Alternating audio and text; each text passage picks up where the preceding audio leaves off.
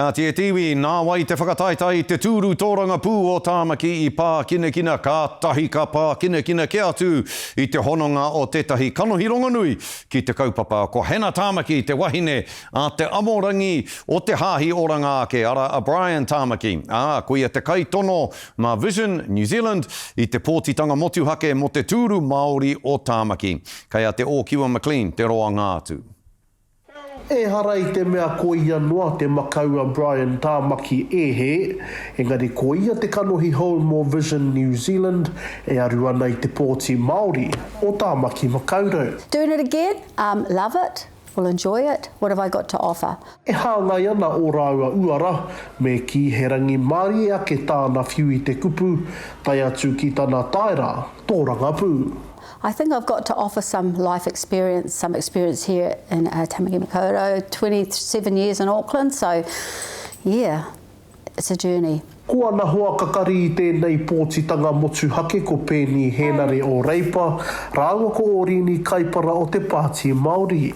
Engari hei tā Tāmaki, ko ia te kurahuna o tēnei rehi. Because we're talking about 40 years of experience doing what we're doing, and 46 years of faith. So working with people, alongside people, establishing the groups that we have that we've inspired many volunteers, turned around lives. Mo ngā Māori noho taone kua tāmia rawatia rātau e te pūnaha.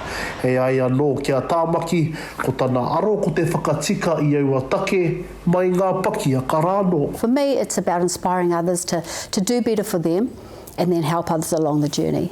E hara tēnei I te kaupapa pōti anahe, engari he whakapātaritari I te āhua o te naia nei me ngā rangatira hoki.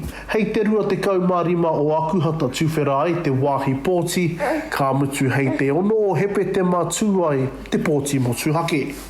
We've been able to achieve a lot without government funding, but I think we've been discriminated on the very fact of Destiny Church. So maybe it's about showing people who we are as people and maybe forging a new path together. Ka mutu ko te uru paunamu ke, kei runga rānei, kei raro rānei, kei kō rānei, kei a waiake rānei te mana mo te tūru o Tāmaki Makaurau.